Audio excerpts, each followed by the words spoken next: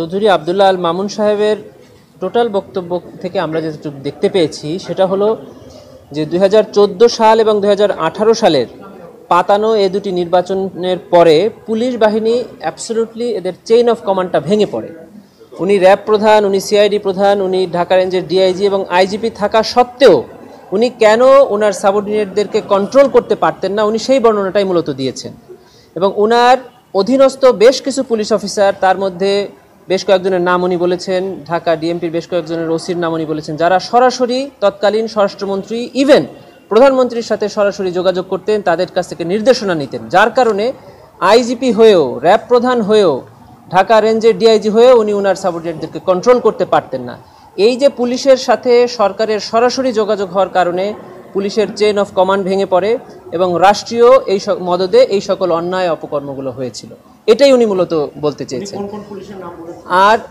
আর বিশেষ করে উনি ওনার যে ঘটনার কথা বলেছেন, উনি কোন কোন মিটিংয়ে ছিলেন, উনি আইজিপির উনি স্বরাষ্ট্রমন্ত্রীর সাথে কোর কমিটির মিটিংয়ে বসতেন, প্রতি রাতের বৈঠকে বসতেন, এই যে বৈঠকে ওনার বসা, এটাই তো ওনার অপরাধের সাথে সংশ্লিষ্টতা, এটাই তো উনি অপরাধে অংশগ্রহণ করলেন। অতএব উনি যে অপরাধে অংশগ্রহণ করেননি এটা ঠিক না। ওনার এই স্টেটমেন্ট থেকে পুরোপুরি বোঝা যাচ্ছে যে উনি এই অপরাধেরই একটু অংশ ছিলেন।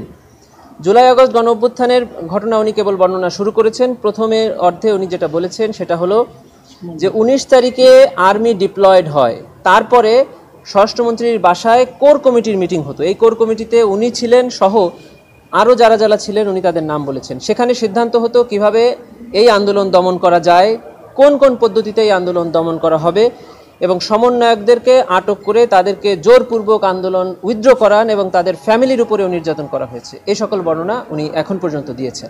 সমন্বয়কদেরকে গ্রেফতার করে ডিবি হেফাজতে রেখে তাদের কাছ থেকে আন্দোলন প্রত্যাহারের সিদ্ধান্তটা ডিজিএফআই থেকে নেওয়া হয়েছিল এবং ডিবিকে এই দায়িত্ব দেওয়া হয়েছিল। এই দায়িত্বটা এক্সিকিউট করেন ডিবি এবং আদেশটা দিয়েছিলেন তৎকালীন স্বরাষ্ট্রমন্ত্রী।